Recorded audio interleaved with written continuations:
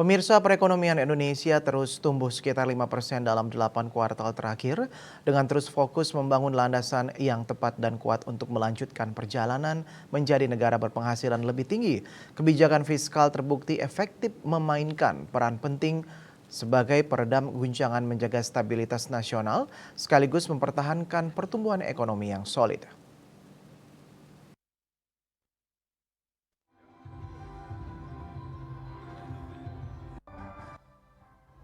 Menteri Keuangan Sri Mulyani Indrawati di Sela International Annual International Forum on Economic Development and Public Policy (AIFED) yang ke-12 di Nusa Dua mengatakan, dunia kini berada di era yang ditandai dengan semakin meningkatnya fragmentasi ekonomi, perubahan cara pandang dalam memandang proses hubungan internasional, perdagangan dan kebangkitan nasionalisme yang melihat negara lain sebagai musuh alih-alih sebagai teman.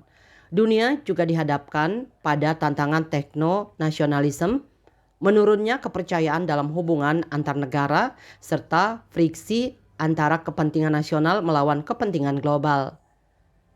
Segregasi semakin masif berdasarkan geografi, kedaulatan etnis, ras, agama, dan terpecah oleh kecerdasan buatan. Indonesia berada pada posisi yang sangat baik dalam posisi geopolitik saat ini.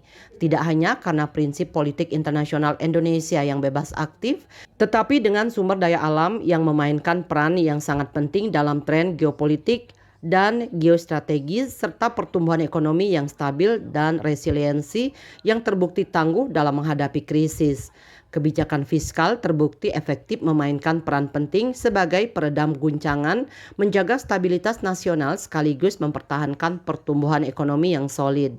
Perekonomian Indonesia terus tumbuh sekitar 5% dalam 8 kuartal terakhir. Tidak terlepas dari fokus membangun landasan yang tepat dan kuat untuk melanjutkan perjalanan menjadi negara berpenghasilan lebih tinggi.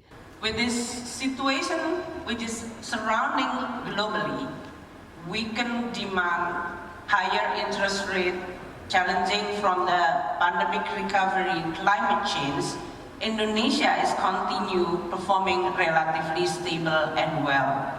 Our economies continue growing in around 5% in the last 8 quarters. We also continue focusing on what matters most in building the right and stronger foundation for Indonesia to continue our journey to become a higher income country.